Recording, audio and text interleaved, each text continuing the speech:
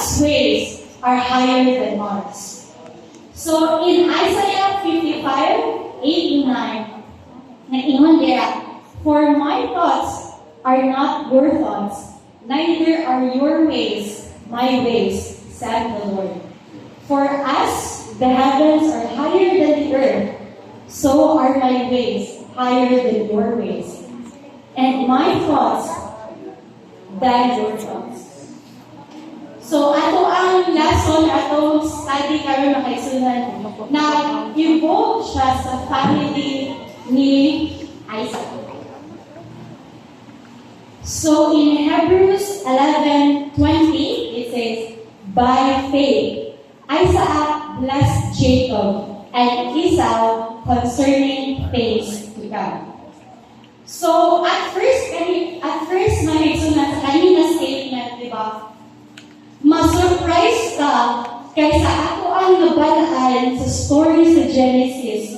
Kabalutan na si Jacob ang ni-receive sa covenant blessing or birthright. While si Esau mo ay murang hiklaan or nawala sa iya. So, maka-question ka naturally. How could Isaac bless both Jacob and Esau?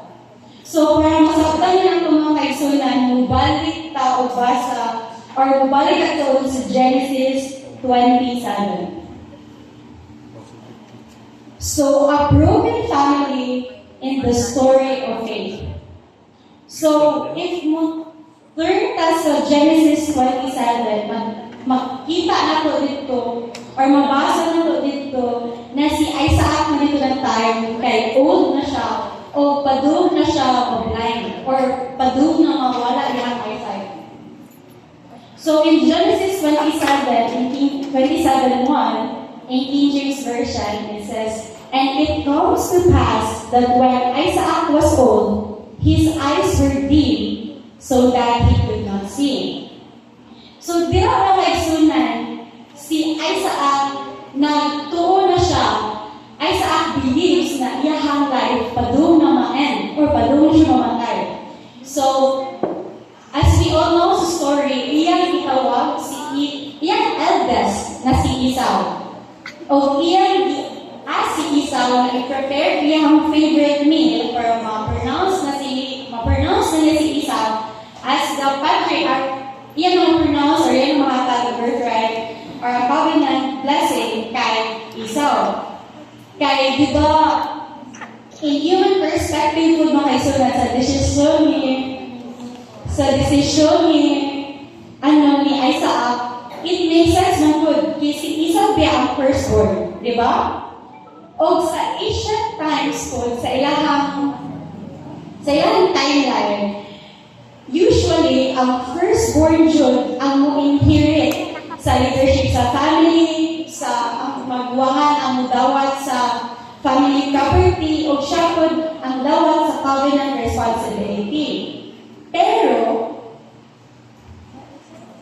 before pa na anak ang twins, before they were even born, si God or ang Ginoo na siya istorya ba sa ilaha. So, mabasa nila ko sa Genesis 25:23, two nations are in thy womb, and the elder shall serve the younger.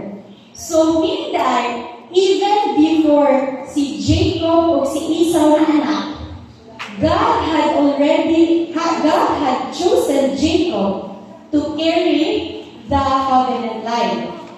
Yet, sa Genesis 27, makita natin na si Isaac, iyang ihatag kay Esau, murag si Esau ang receive sa blessing.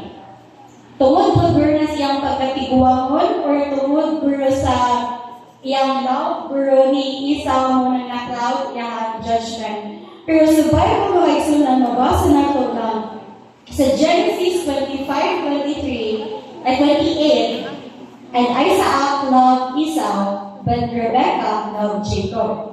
So makita nato dira ang division within sa family, no?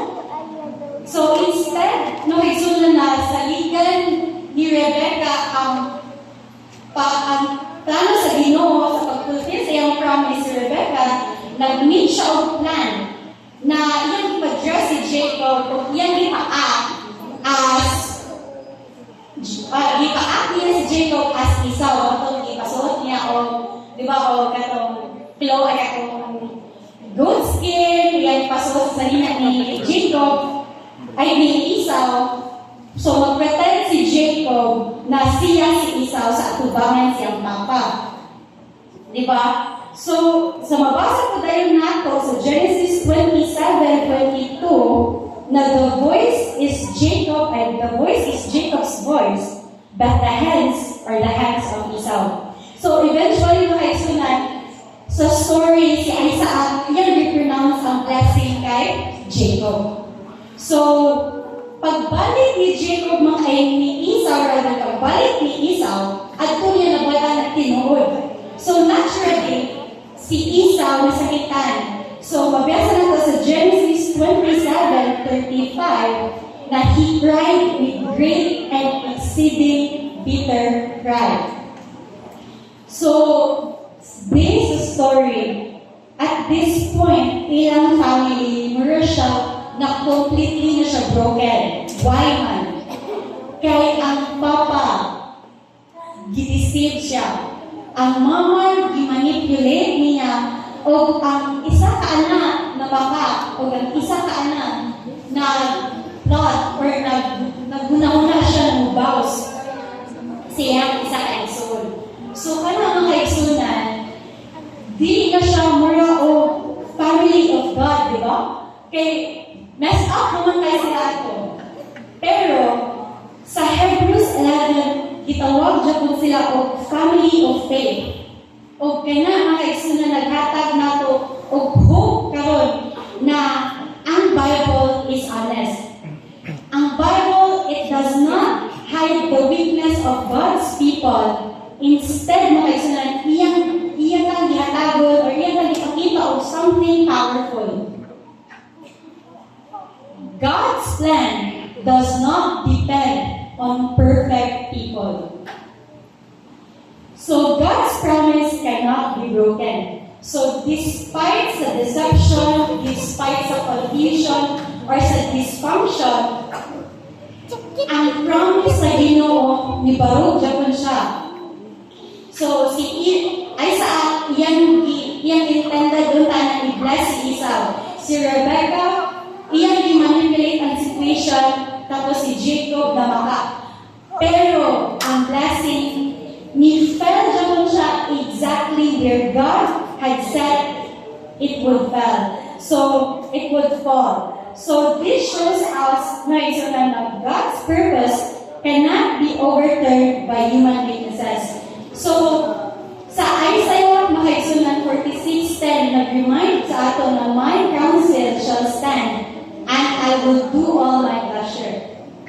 So, even makaisunan sa mistakes nato, ang atong Ginoo kay all-powerful.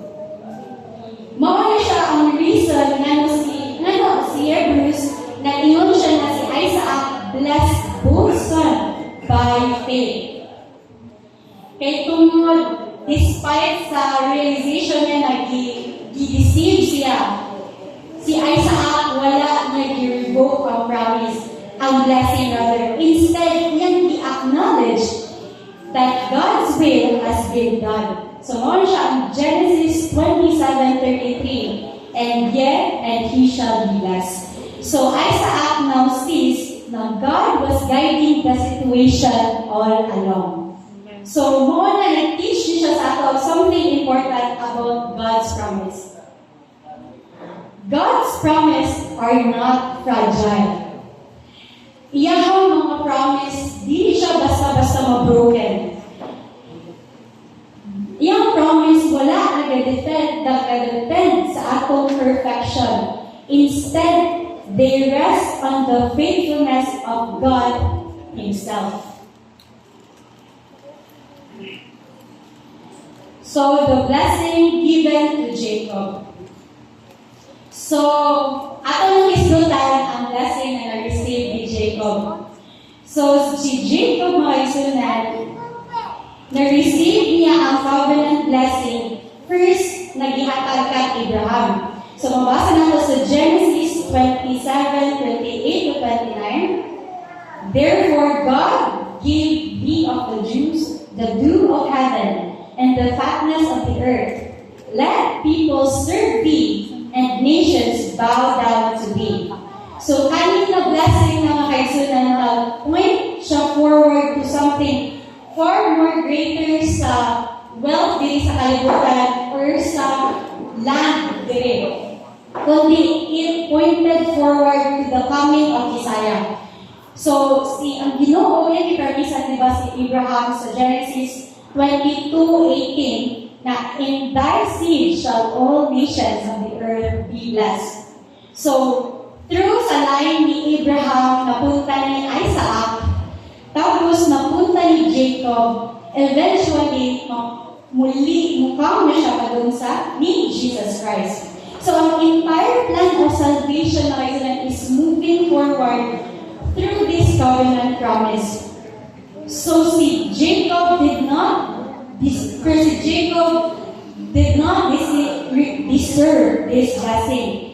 Kaya iya man i-obtain through deception. Yet, God, iyang i-transform later on ang kinabuhi ni Jacob. Kaya in later years, mga isunan, si Jacob nakigresel sa Ginoo, gihatagan siya og bago na ngalan. Mabasa nato na siya sa Genesis 32:28. Thy name shall be called no more Jacob, but Israel. So makita nato dira na God was not finished with Jacob.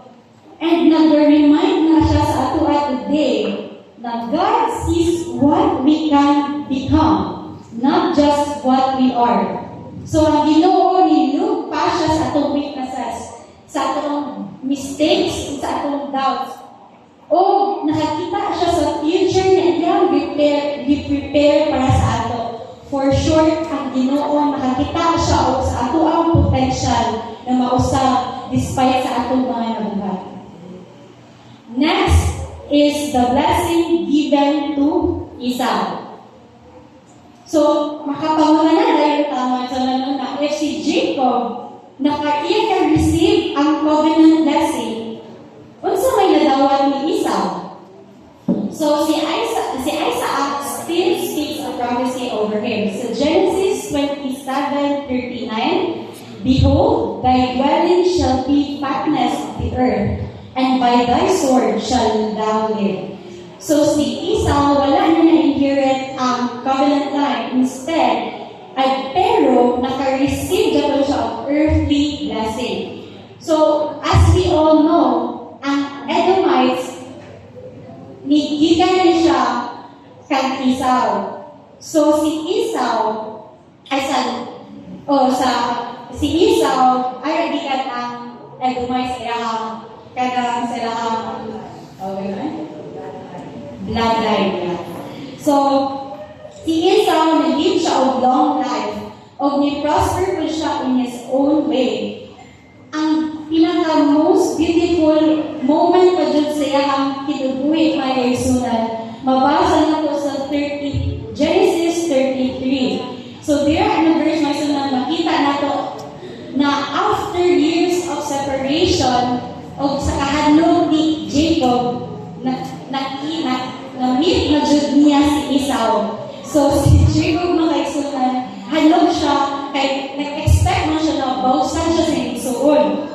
But instead, mabasa natin sa Genesis 33:4, si Esau ran to him and embraced him, and fell on his neck and kissed him, and they wept.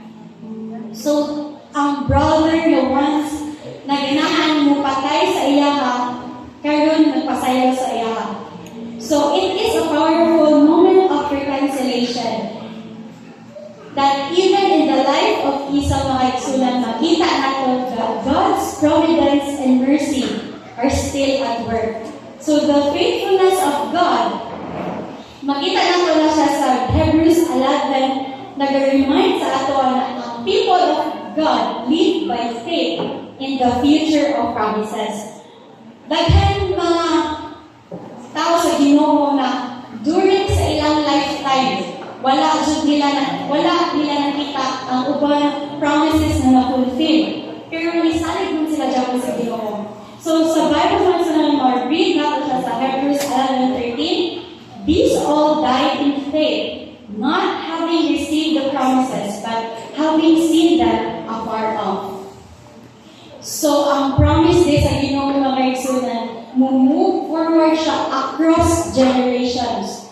So sa story ni Isaac, sa family ni Isaac, adto naging ang nations of Israel, adto nagkuhan ang coming of Messiah or ang salvation sa kalibutan. So today, nag-stand ka sa other side na kanang na promise. Jesus has come. He lived and died and rose again for our salvation. So in 2 Corinthians 1:20, mabasa natin na for all promises of God in Him are yea and in Him amen. So every promise daw sa Ginoo finds its fulfillment in Christ. So sa atong pag-learn sa life sa family sa mga natin makuha na lessons First, God uses imperfect families. Sa base sa mga nakita natin sa family ni Isaac, they are deeply flawed. Daghan kay sila sayo, daghan kay sila pagsulay sa kinabuhi. Yet God still worked through them. Daghan sa ato na gikan sa imperfect na family. Daghan sa ato na daghan sayo. Daghan regrets. O usually most sa ato nag-agi o broken relationships. Pero God is still able to work in our family. In Romans 8:28, and we all know that all things work together for good to them that love God. So God's